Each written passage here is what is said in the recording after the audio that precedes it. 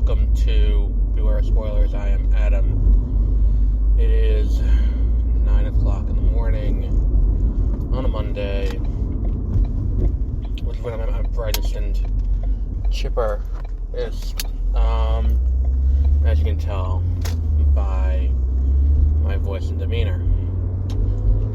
Now, we're here to talk about Harley Quinn, episodes 4 and 5, because I did not do it last week because I forgot, and I watched both episodes a few days ago, and 2 days ago. I watched it Saturday night, and yesterday I was busy all day, couldn't record an episode, so here we are.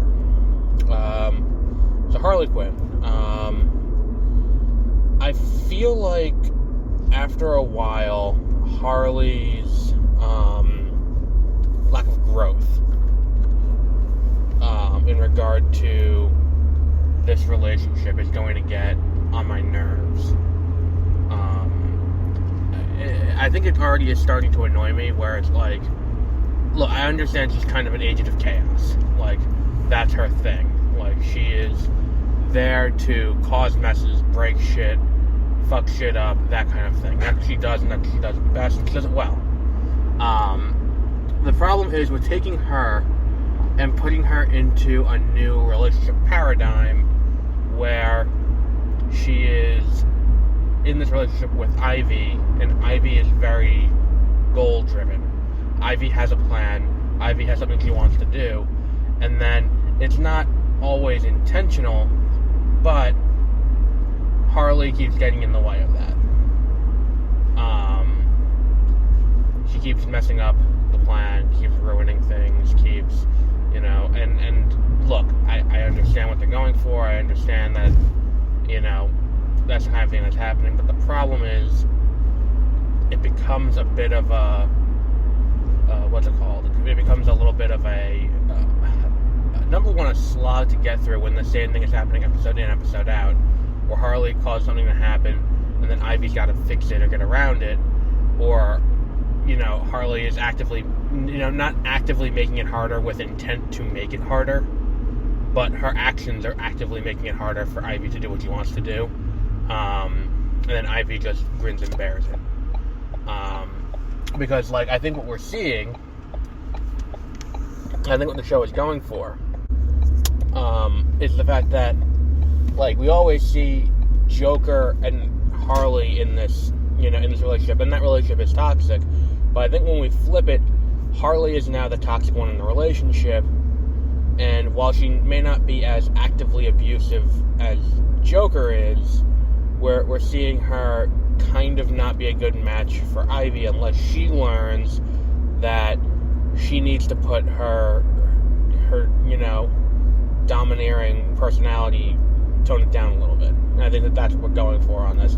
I think what this show is fundamentally going to do is, in the way that Mad Love, if this show doesn't get canceled in the great culling of Warner Brothers stuff by Warner Brothers Discovery, I think what we're looking at is a show where we have someone,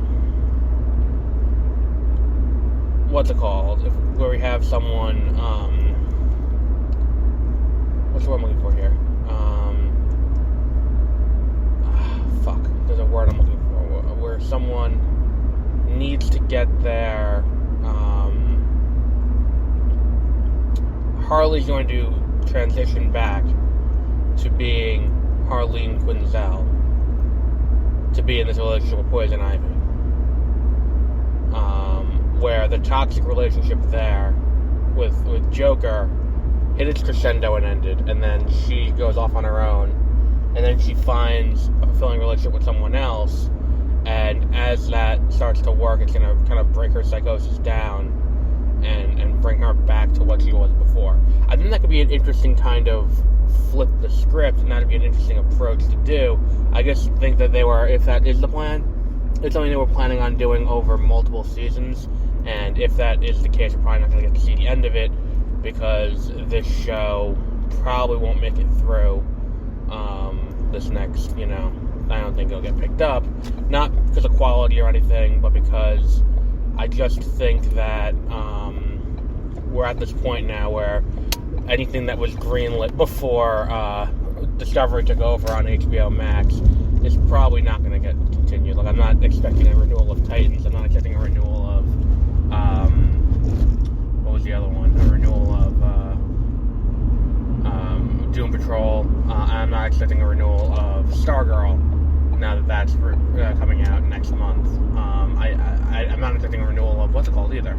Like, Superman and Lois, I don't think is going to go past this year. I don't think the Flash is ending after this year. And I don't think that, like, they said that the Green Lantern show is safe. And if that's the case, I think it's time to genuinely reflect on what all the projects that, what all the projects that are greenlit and are staying alive have in common, and what all the projects that are getting canceled have in common. And I think the answer is pretty obvious, that the canceled projects and the still alive projects are white male led, while anything else is on the chopping block. I think that's, worth exploring, is that they're doing it that way. They're becoming they're doing that. They're not really doing other things. So, if that's what you're into, then that's what you're into. But I think historically what we've proven is that, serving underserved markets has paid off well for Warner Brothers in the past, for Disney, for other studios too. But whatever. What else was there with this? The Court of Owls was hilarious. The way they portrayed the Court of Owls as like this Eyes Wide Shut style, like sex cult. That was, and Bane there. Bane's always a welcome addition to this show anytime he's on, because he's really funny. And then there was, what's the other? In the Joker rallying against Common Core is another great, bit. What else was there? There was, I feel like I'm forgetting other things that happened on this in this second episode. Oh, and in the second episode, that Swamp Thing, and Nora Freeze comes back, and who was the other one? Matt Ryan comes back to play Constantine, which is refreshing that they actually call him Constantine and not Constantine, which is one of those things that annoyed the fuck out. Though the only thing I didn't like about Sandman was that they referred to her as Joanna Constantine, and I'm like, that's not how you pronounce it. I don't give a fuck what Alan Moore says. Alan Moore's a great writer, and Alan Moore's done some fantastic work for DC over the years.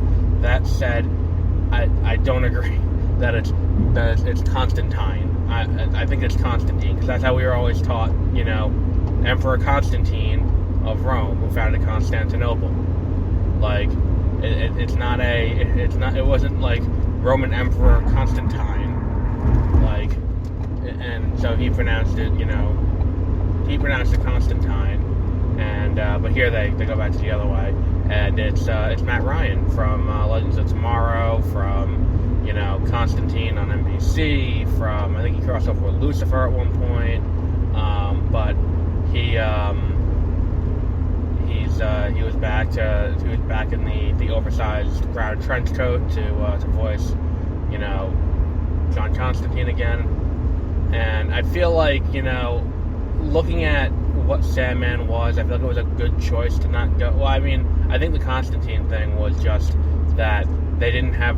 I've heard conflicting reports that, like, number one, it's like we didn't use the DC characters we didn't need to, because we had the benefit of hindsight and the story kind of stands on its own at this point. We don't need the crutch of DC characters to sell books. And the other thing I heard was they didn't have the rights to use DC characters. So, they couldn't use John Constantine, but Joanna Constantine was a usable character. So that's why it's Joanna Constantine through the entire show, and not just in, not just in the flashbacks. So it's an interesting kind of, thing there. And I feel like when I first heard that they were recasting, like, Lucifer and all that, I was like, oh, well, why don't they just use Tom Ellis? And I'm like, no, I think they did the right thing here. I think they very much did the right thing to be like, we're going to use, we're going to use new cast casting and all of that. I think it's a great choice. But yeah, Harley Quinn is entertaining. I feel like, and maybe this is just the fact that I'm watching this unfold in real time, and I did not watch season 1 and season 2 in real time. I watched them after the fact.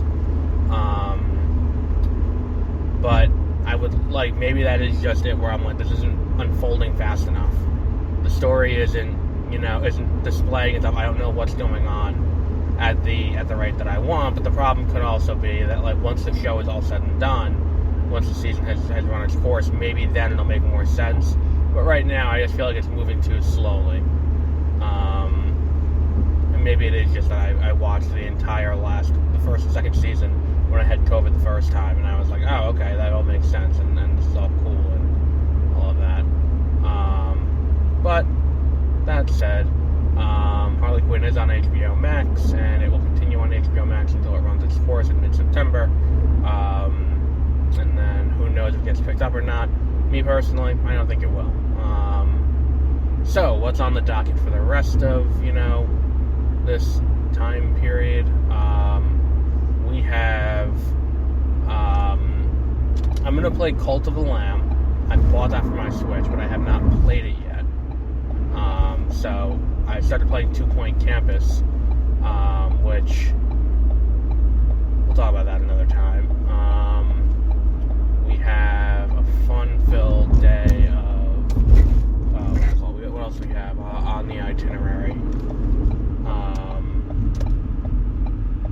We have, I think there's something else. Cult of the Lamb, 2 Point Campus.